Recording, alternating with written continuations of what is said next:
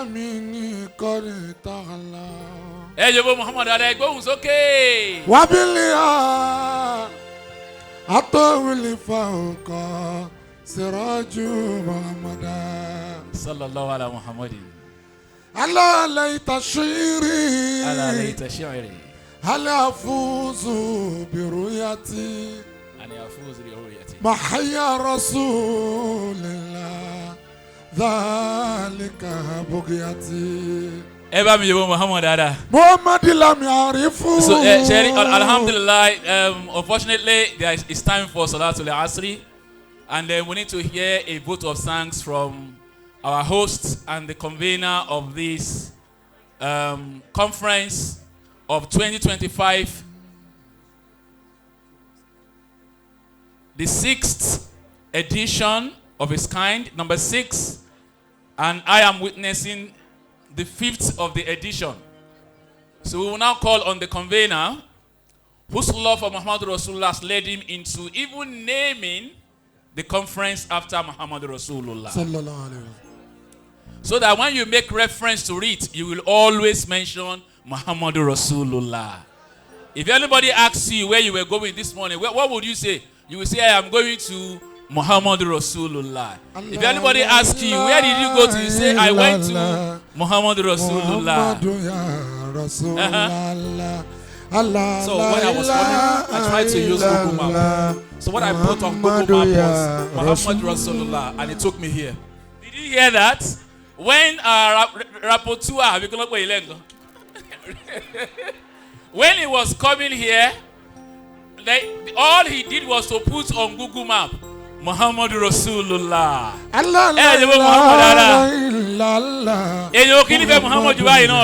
Ẹni tí Ọlọ́run bò láṣìírí tó lówó débi tó lè kọ́wó fún ara ẹ̀ tó wá kọ́lé fún Muhammad Rasulullah. Jebo Muhammad ara. Ṣẹ́rí Sheikh mo suggest kankan jọ kan tí Sheikh ò tí ì ṣe. Mo ní kẹ́ ẹ dá ìjọ kan lẹ̀ báyìí. Kádélágo mẹ́wàá dá yìí là. Ká máa ṣe nǹkan mi kákọ̀ máa ṣe báyìí. Kọ́ máa yòówó ànábì ká máa tútù mọ́ ẹ̀ ká máa yòówó ànábì kákọ̀ máa ṣe tí wàá lọ báyìí. Rosulullah. Wa huwa muqtarul baraya qabla takwinul qiyam. Jebo Muhammad Rasulullah. Marhaban bi Sheikh Muhibbi Rosulul-Mukhtar wa huwa nafsuhu Mukhtar. Lahu umurun tawil qabla takwinil zamani. فهو أكل وشرابي وهو ديني وجناني وهو أني وهو كنزي وأميني وأماني الله لا إله إلا الله محمد يا رسول الله فهو أكل وشرابي محمد أكل شرابي فهو ديني وجناني فهو أني وهو كنزي وأميني وأماني ورفيقي وطريقي وجوادي وجناني الله لا إله إلا الله محمد يا رسول الله ورفيقي وطريقي وجوادي وجناني والربوع والكسوري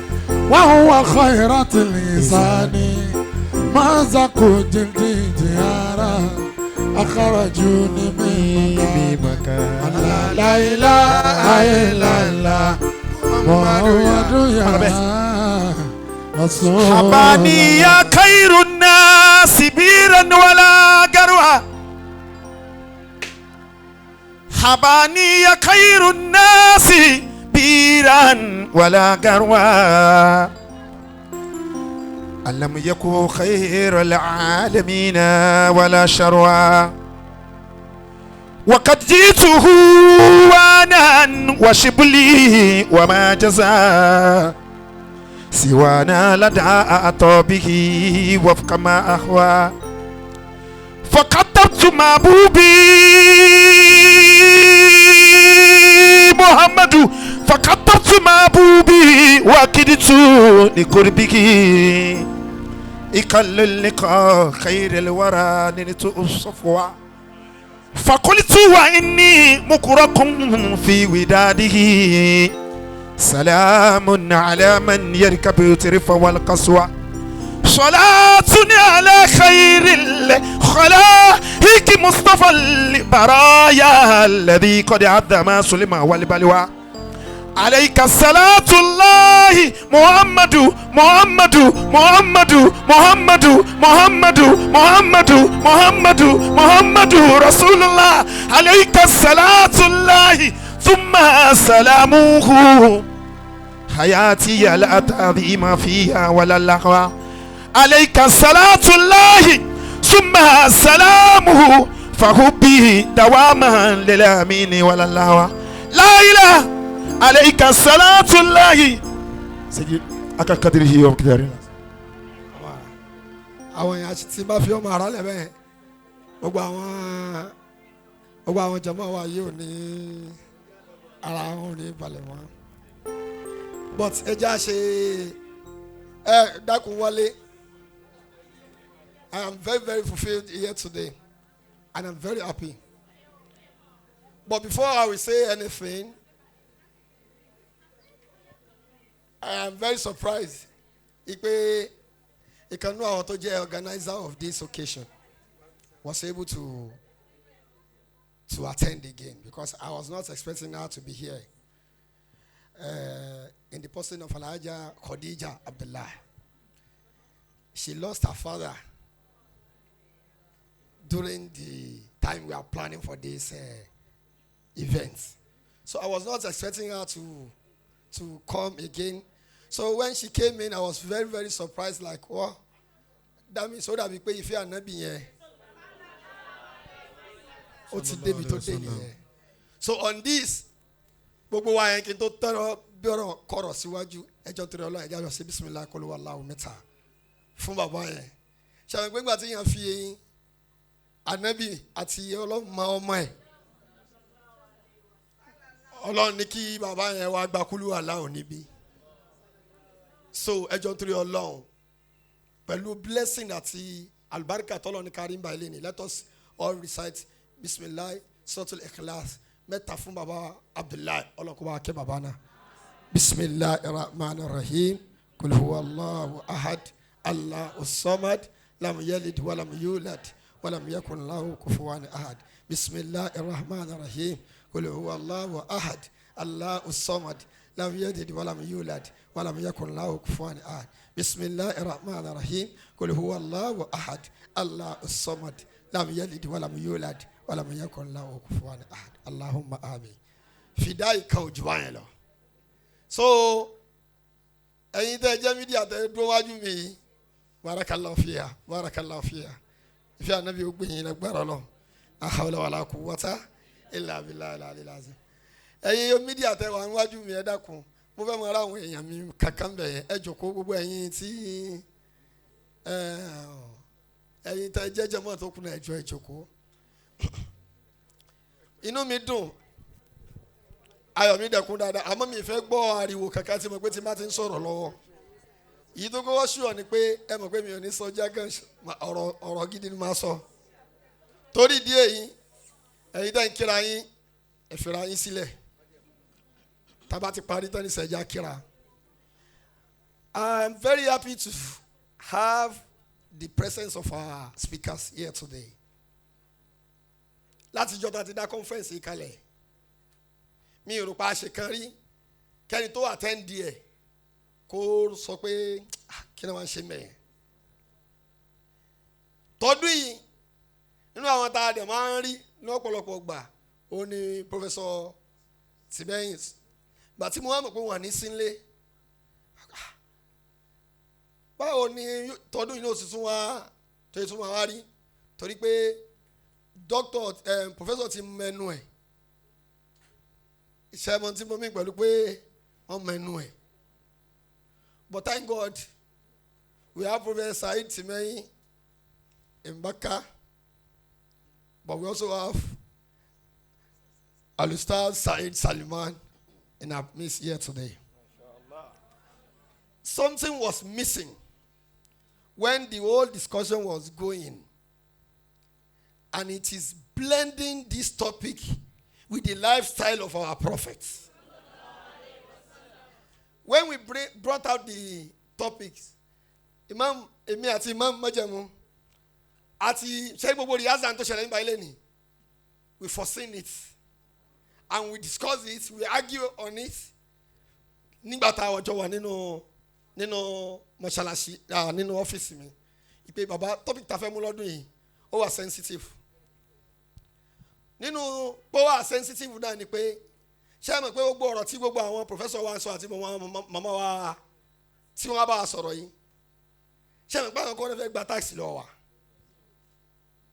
ṣé mọ̀ pé àwọn tí wọ́n fẹ́ gba tax lọ́wọ́ wa gan tó wáyé pé ọ̀rọ̀ rí bó ṣe yẹ kó rí, ṣé mọ̀ pé ó yẹ kí wọ́n bí báyìí ká wá bá wa sọ̀rọ̀ àbí bẹ́ẹ̀ kọ́ ni, àmọ́ n tó mìsì lára wọn tí ò nílé kan lè wá bá wa sọ òní tó wà lára ànábì tí mo fi ní kẹ́ ẹ dúró ń bí kẹ́ wá gbọ́ kí ni tó miss òun náà ní táwọn yẹn ń sọ látẹ̀kàn yẹn trust ni. Ó yẹ kí akọ́ máa béèrè pé nǹkan méjì tí mo fẹ́ ká mú nínú gbogbo nǹkan sọ látàárọ̀ ó ní pé a blend tíìmù yìí pọ̀ mọ́ Rosulullah. Àkọ́kọ́ náà wọ́n sọ̀rọ̀ nípa trust. Ó yẹ ká mọ̀ pé kánẹ́bì náà because kéèyàn tó lè gbé rẹ̀ jáde pé ẹ mú nǹkan báyìí wá, ẹnìyẹn máa ní rẹ́kọ̀dù tó. Ìbéèrè mi ni pé kánẹ́bì tó dé Mọ̀dínà kó tó sọ pé tọ̀ ó yá o, ẹja gba jizíà o, ẹja gba zakat o, orúkọ wo ló ń jẹ́ gẹ́gẹ́, irú pedigree wo ni ànábì ní ká tó lè sọ fún pé a lè fún un. Inú mi dùn pé kò ń ṣe pé gbogbo wa à ń bẹ̀rù àti sanwó yẹn kárí ká máa san tax, as a matter of fact ìlú á fi rọrùn náà ni. Kódà bí bá ń jí bí bàbá wa Àdàngbàjẹ sọ yẹn, báwọn tọ̀hún náà ti ẹ̀ ń jí ó yọ lára àwọn tí wọ́n wà mẹ́. But rẹ́kọ̀dù àwọn èèyàn ti wá ti bàjẹ́ kọjá pé even tá bá fẹ́ bá wa sọ̀rọ̀ ẹ̀rù àti bá wa sọ̀rọ̀ gan ó ń bà wọ́n.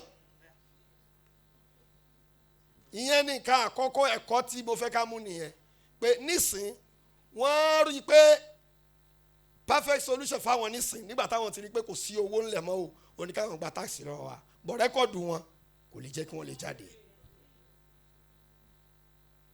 Tí wọ́n náà bá wá sí MRIC 2025 lọ́dún yìí, àkọ́kọ́ tẹ́ máa rí mẹ́yẹn ni pé ẹ̀yin náà wà lẹ́ni nìyẹn o, whatever you are doing today tó bá o lè fẹ́ ní ìdí ẹ kó jáde wá béèrè kan ní ọ̀la tó bá yá sí pé ànábì ò ní rẹ́kọ̀dù gidi ni. Rẹ́kọ̀dù yẹn clean débi pé àwọn mùsùlùmí àwọn tí ò ń ṣe mùsùlùmí ní Madina wọ́n tẹ́ máa ní owó wọn máa wá tọ́jú ẹ̀ sọ́wọ́ ànábì. Bẹ́ẹ̀ báyìí wọ́n ànábì yóò dùn mí o. This shows how trustworthy is your prophet. Ṣé gbogbo wa ti mú yẹn lákọ̀ọ́kọ́? Ẹlẹ́kejì ń bẹ ó ní pé ẹ jẹ́ ká jọ wo pé báwo ni Ọlọ́run ṣe ṣe orí tó máa nábì.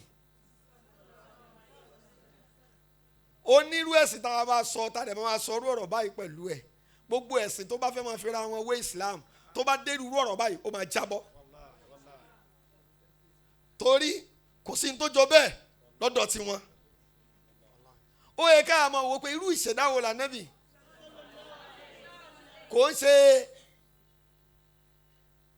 fíìdì rẹ̀, kò ń ṣe pé ànábì jẹ́ ọ̀kàwé kankan àmọ́ pé n tó gbede báyìí ni o. Nígbà yẹn lọ́hùn ànábì dẹ̀ wò ó pé kíní kan ń bẹ tó yẹ kó máa jẹ́ tax, kíní kan ń bẹ tó yẹ kó máa jẹ́ zakat tọ́lọ̀ ń sọ fún, kíní kan tó yẹ kó máa jẹ́ sọ́dákọ̀. Wọ́n wá pín gbogbo àwọn kíní yẹn sí àwọn ọ̀nà ọ̀tọ̀ọ̀tọ̀ tó já sí wípé tí ọdún yẹn ṣe wá pẹ́ tó àwa fẹ́ sọ̀rọ̀ tax reform in 2025 and we are still getting references from the Holy Prophet Muhammad.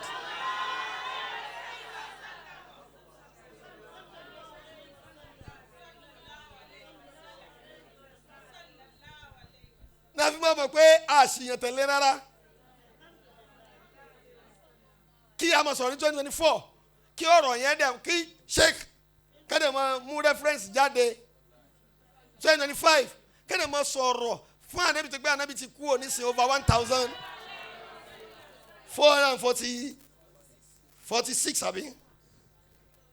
It was wípé being a Muslim is a blessing. So if you are proud to be a member of Rosulullah, say sallallahu ta'ala alayhi wa sallam. Sallallahu alayhi wa sallam. Before I will do anything, màá gbé làákàyè kalẹ̀, màá wò ó pé ṣé kìíní ṣé tó bá dé àárín kan ṣé kò dẹ̀ ní já. Ìgbà tí mo ṣe research nípa Ànábì,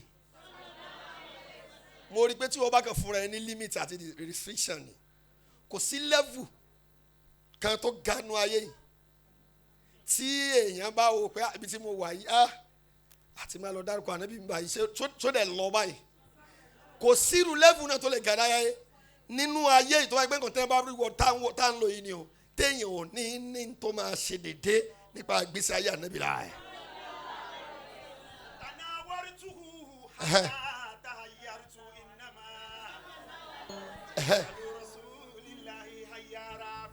Nígbà tó táyé kẹ́ tí ọ̀rọ̀ yìí tó gbóná tán táwọn bàbá wa táwọn mọ́mọ́ wa tí wọ́n fà ó dàbí pa ti kúrò ní Muslim garden, ó dàbí pé reality is setting like àwọn èèyàn jù béèrè àwọn mọ́mọ́ wa náà wọ́n dáhùn, ó dàbí pé ibi tá a wà yóò ń ṣe ọ̀rọ̀ àwọn ẹlẹ́sìn o ṣe ń pé in a way ìgbà tí barista bẹ̀rẹ̀ sí ní sọ̀rọ̀ agbára pé tọ̀ kìí ṣe pé àbí ọ̀rọ̀ asàlátù wasàlámù ni eléyìí tá à ń sọ yìí sìn tó túmọ̀ sí pé sórí asàlátù wasàlámù yẹn náà kò sí lẹ́fù tí ò lè wọ̀. Sallallahu alayhi wa sallam. àbí bẹ́ẹ̀ kọ́ ni. So pàwárí yẹn ṣe tọdún yìí tún dọ̀nù báyẹn it's a blessing. Bọ̀ láti gbà tá a ti wá bẹ̀rẹ̀ àti ìwà ka àsàlátù tá a máa ń ṣe bíi national anthem wa ìyẹn ni tẹ́ bá ti ṣe tán nísìn máa àjọ kà á tá a bá ń kà yẹn a fi máa dúpẹ́ fún gbogbo àwọn speakers wa. Gbà tí Maulana Al-Ustaz Muhammad Said Salman tí wọ́n bẹ̀rẹ̀ sí ní blend mo ní pé ìbéèrè tí èmi àti ìmáàmù ti jọ jòkó pé ẹjọ́ àṣemọ̀mọ́ amúrú tíìmù ìbáyìí kí làwọn èèyàn fẹ́ sọ nípa ẹ̀ ṣé àdẹ̀ ní ṣe nǹkan báyìí gbogbo ń ta àrò yẹn náà ló ṣe dédé tí ó tà wá rọ́dà sínú kátìrọ̀ wọn. So tó túmọ̀ sí wípé ní gbogbo ẹni tọ́lọ́ bá fi ìmọ̀lẹ̀ sínú ọkàn ẹ̀ nǹkan tó bá ráìtì náà ló ṣe máa kíni ló máa rí. We thank you all for your wonderful presentations and we pray Almighty Allah continue to guide you all, mass. Sas. Baba wa Maulana Sheikh Abdurrahman Adangba. When I see Baba coming, I was like, they don't come. We want to discuss their generation. Because all these problems that we are facing in Nigeria, it is caused by their own generation, not our own. So, and it is good we have somebody from that generation. And alhamdulillah, Baba is a wonderful soul that you always want to be around him. May Allah subhanahu wa ta'ala continue to be with him. It's a ocean of knowledge. Only one. You can't give Baba Talagba 1 minute and you will not say alhamdulillah. Somebody say Allahu Akbar. Allahu Akbar. We thank you for coming. We thank the Honorable Imam of Oluwole Ogba in the person of Sheikh Al-Imam. When Imam came in today, because when he was in America with Saida, Imam was being like young. And he came in today with Zagbada. I said, yeah, Imam, people that saw you in America days before now, like, is this the Baba that was doing? So Baba don't hold it, just the somebody say Allahu Akbar. These are the wonderful souls, wonderful leaders that we have in our own religion as well. So tí Ọlọ́run bá ní kírú wa báyìí ká máa come together àwa ti gé ní tó yẹ ká fẹ́ gé ní lẹ́ni kódà báwọn ta fẹ́ sọ̀rọ̀ fún síbi àtàwọn náà fẹ́ gbà lọ́wọ́ wa but one way or the other this message wọ́n máa ṣe kéne wọ́n máa mú dé ọ̀dọ̀ wọn pé àwa Muslim o as far as we are concerned we are no shaking we don't have problem with paying tax the only problem we are having with you people is that where are you spending our money? Am I making sense? Am I speaking your mind? So, inshallah Rahman, today is the àkọ́kọ́ ọjọ́ tá máa ń bẹ̀rẹ̀ programs wa, and I want to believe that we have started well this year again. Abi, are you not feeling it? Wakati kafani. Yobu anabi boni. Wala ubali mankolani. Wakati kafani. Ubu Muhammadu. Wala ubali mankolani. Wakati kafani. Anabi o. Ubu Muhammad. Muhammad o. Wala ubali mankolani. Wakati kafani. Àwọn aspects, àwọn experts la gbé wá náà bá wa sọ̀rọ̀. Wala Baba Sheikh Ahmad Al-Mukhtar. mankolani. Wọ́n ní bíbá yìí. Fa'uwa Mukhtar. Náà mẹ́sẹ̀gì ní bàbá wa pé internet discourse yìí. Anabi Muhammad. Ṣé ní dèrú tó ṣẹlẹ̀ fún wọn yẹn? Ibi tí Professor Saheed Olúrótìmí ti bẹ́ẹ̀ yìí wà ní. Sí mẹ́sẹ̀gì pé wọ́n ti approve professorship wọn. Bàbá wa jòkó wáyé tó jẹ́ sí pé topic náà discuss gẹ́gẹ́gẹ́gẹ́. Àwọn ènìyàn wá bí wọ́n ní rárá ẹ wá bá a sọ̀rọ̀ mbẹ̀. Bàbá ẹ̀ ṣe ni rárá. Ó yá Wakati kafani. Anabi. Ubu Muhammadu. Wala ubali Ó yá ọ̀rọ̀ yìí. mankolani. Ẹ dákun ẹ wálé náà. Ẹ yóò wá Anabi kí ló fẹ́ dùn dáadáa. Inshallah Rahman tọdún yìí ta bẹ̀rẹ̀ yín gbogbo àwọn èèyàn mọ́mọ́ wa gbogbo ẹ̀yin mọ́mọ́ wa. Kátó àbàtà ké sọ́ọ́tù tá a yàtọ̀ ń sẹ́wọ́n máa lọ. Bọ̀ ẹ dákun ẹ jẹ́ ẹ pa kínní yẹn náà gbogbo ẹ̀yin mọ́mọ́ wa yìí ṣáàbí wọn tẹ́ ilé àyìn ọ̀pọ̀lọpọ̀ ló wá láti àbúròdù ará Amẹ́ríkà pọ̀ ní àyìn rẹpẹtẹ àwọn ará UK oríṣiríṣi àwọn ará Benin Republic àwọn ará Europe wọ́n wà ń bí báyìí. Then àwọn messages ẹ̀rọ pass yìí ó máa go across the globe ni because àwọn alánilé ṣe báwa la gbà wọn lálejò ẹ yóò mú Ànábì so àwọn ará Nàìjíríà náà rèé àwọn táwa gbàlejò ni so kọ́lọ̀ wọn la ẹ̀họ́ yẹn wọ́n láti Abuja o ṣẹ̀ṣin ní mi ìfẹ́ wọn dákọ̀ ok ṣe máa dákọ̀ Nàìjíríà nísìn àwọn dákọ̀ àwọn ará Abuja àwọn ará Ìbàdàn àwọn ará Ẹdẹ àwọn ará yóò mú Ànábì dáadáa àwọn ará Abẹ́òkúta so but ẹjọ́ nítorí Ọlọ́run ẹjẹ́ àjọ ṣe sọ́ọ́tù tàríyà yẹn bá ṣe máa ń ṣe lọ́dọọdún fún ìbẹ̀rẹ̀ iṣẹ́ tí a tún bẹ̀rẹ̀ ní ọdún yìí nígbà tí a fẹ́ discuss the topic yìí a mú invitation wa lọ fún ìkan nínú àwọn television station tó ń ṣiṣẹ́ ní Nàìjíríà yìí bàbá Àdàngbà kọ́ ó dẹ̀ ń reply wa pé àwọn ò kí ń gbé anything tó bá jọ ọmọ Muslim a máa sanwó ni o commercial yes ṣe é sí ní kẹ ó ní mo máa ń sọ ibi ò tí ẹ gbọ́n rí láyé ni mo máa ń sọ pé even Ramadan lecture ó dẹ̀ wá nú àwọn television station tí gbogbo wa máa wò pé a gbọ́dọ̀ máa tá à ń sanwó lé lórí ó dẹ̀ sọ vividly pé even Ramadan lecture anything that has to do with Islam they don't ṣe nínú ẹ̀sìn ẹ bọ́ gbọ́ adé ń sọ one Nigeria peace and unity ṣe yẹn sórí bẹ́ẹ̀ báyẹn we want to pay you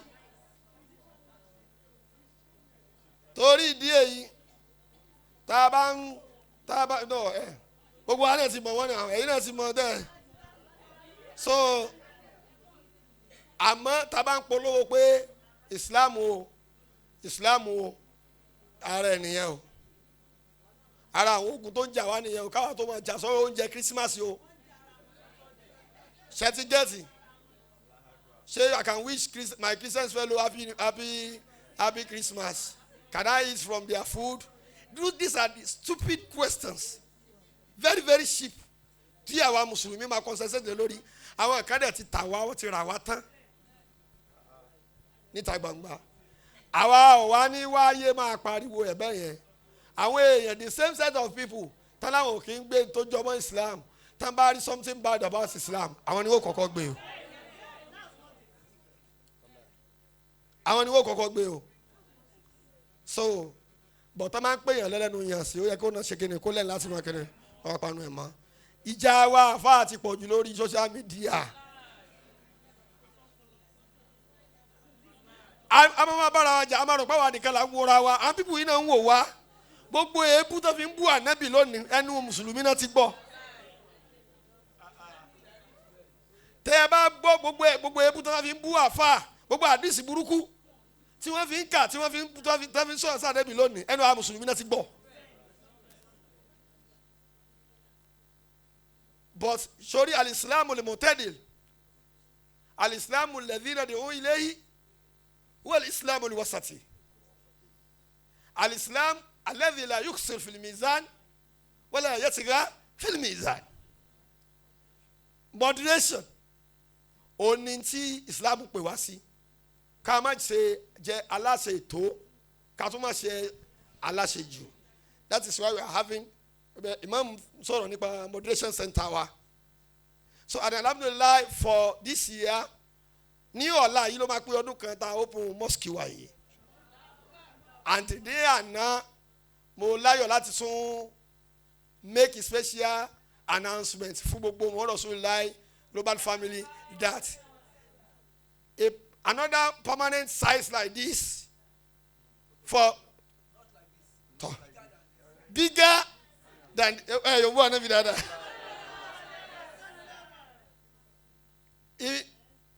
Tó fẹ́ tún tó méjì eléyìí Ọlọ́run ti tún rà fún Muhammad Rosulullah global family ní Surulere yìí bákan náà.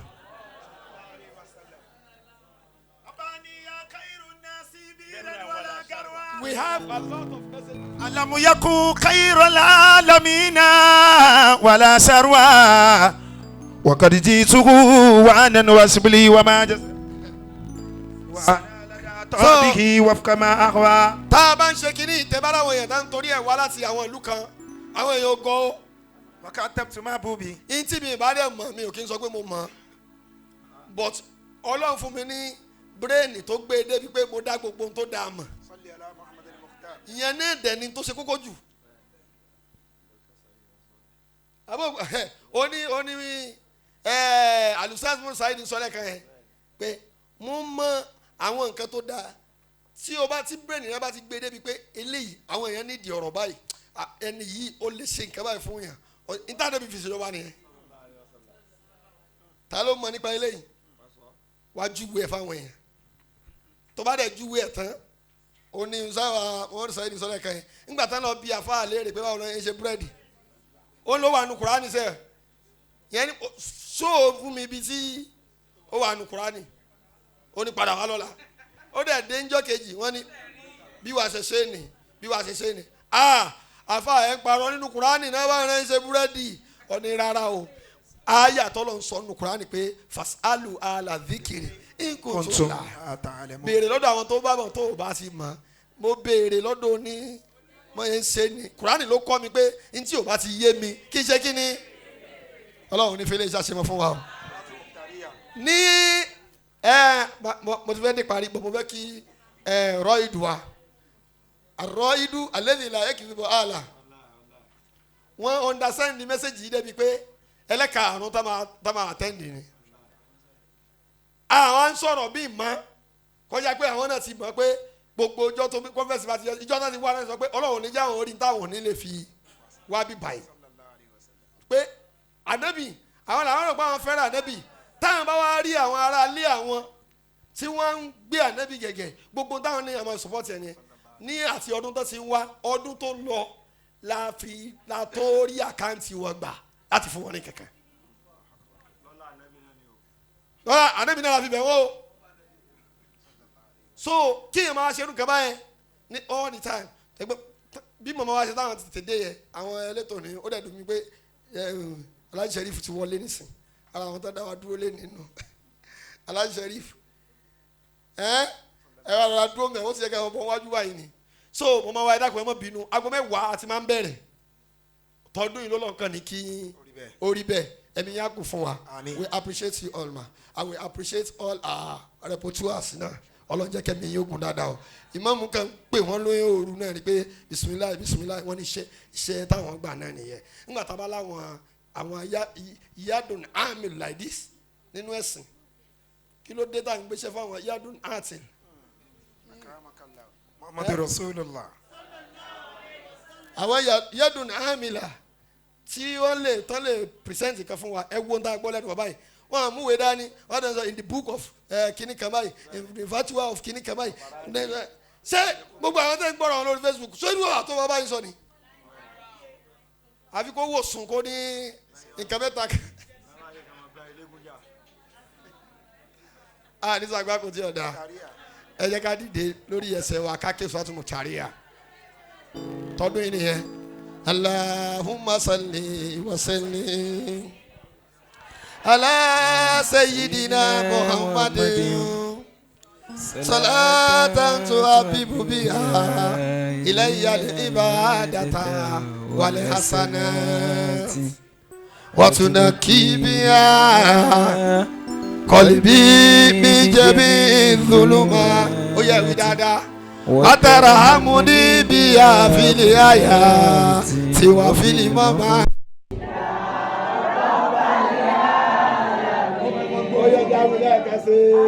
Allahumma salli wa sallim. Oh yeah, we dada.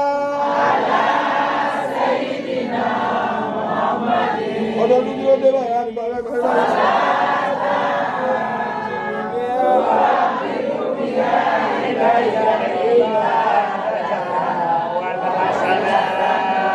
Oh yeah, we dada.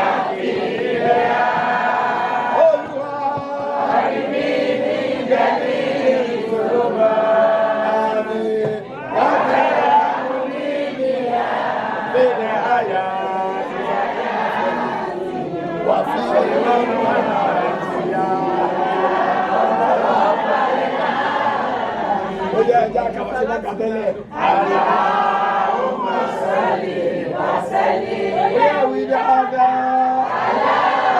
sayyidina Muhammadin.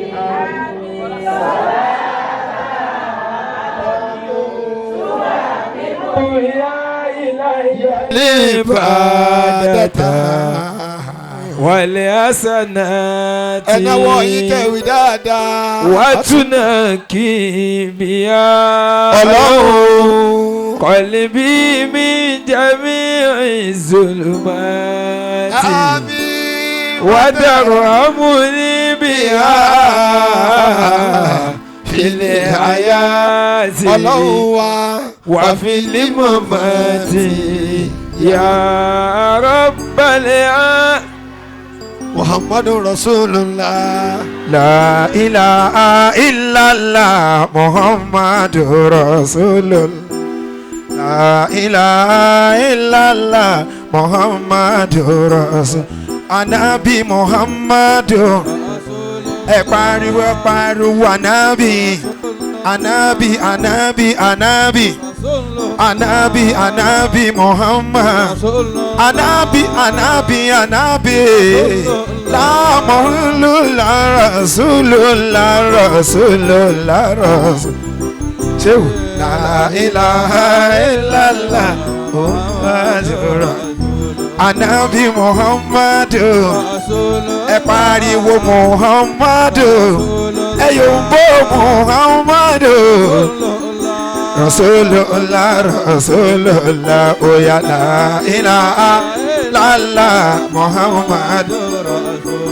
Oya la ilaha illa Allah la abali qalbu illaha yakuna mutayyama أنيفا كرامي بي نبي أياما أبيت بليلتي بسارة نوزيدا لذكري الذي كنت مبادئ ومقتاما أسجل في الورقة ليلي وجيراتي يا مواجفني كلي مزاني بمكرما رسول من المولى وآدم لم يكن ويبقى الرسول الدا ومؤزما وليت بيغو بلمو سفال كاتمي أحمدا أبي الكوني والأخلاق فرعا وماتيدا أتاني هواه قبلا أنا أعرف الهوى سليت بنيراني سياكي يا أمدا عليكت به والناس في زينة الكارا تماتت منه دارا إذ كنت مفردا وزوئمت في أذى زماني وإنني لفي غيرتي مما يروم محمدا ذكري أي مختاري أنيك ذكري أي بوانبي أنبي لا إله إلا الله محمد رسول الله ويا لا إله إلا الله لا إله إلا الله لا إله إلا الله محمد ويا صبي sorry ما وصل لجواني وتذكر الأغاني الله Allah sorry ma wasila ligawani esum wa tazizikira la agani esum wali bil baytil hisani wasila makatu majinani Allah Allah barazati adiratu ta قبل تكدير المكان الله النبي وله عمر طويل قبل تكدير المكان الله لا إله إلا الله thank you الله ستر لا إله إلا الله oya náwó sókè sọ pé ilé ayé mi tí Muhammad ọmọ tí mo bí tí Muhammad òkè ọkọ tí yóò ní tí Muhammad ẹ ṣeun màmí ilé ayé mi tí Muhammad wà kàn fani tọ́hìbà anabi laubali makalali Allah oh la ilaha illallah kí bọ́sì kọ́ bá bẹ́ẹ̀ Allah la ilaha illallah ẹ ṣeun Allah kọ́ bá bẹ́ẹ̀ lórí ọwọ́ yẹn sọ pé ya Allahu ya Allah ya Allah oh ya Allahu ya Allah sọ pé ya bisimilá ya bisimilá oh ya bisimilá ya bisimilá sọ pé lisa dàtún mi ní ìsìnkèmí ya bisimilá akidamu kún fọwọ́kẹ́lì jìbá ya bisimilá ya ilamu akumi ni kufale ya bismillah Allah bihubi mi izuwaja ya bismillah sọ pé ya bismillah ya bismillah ya bismillah sọ pé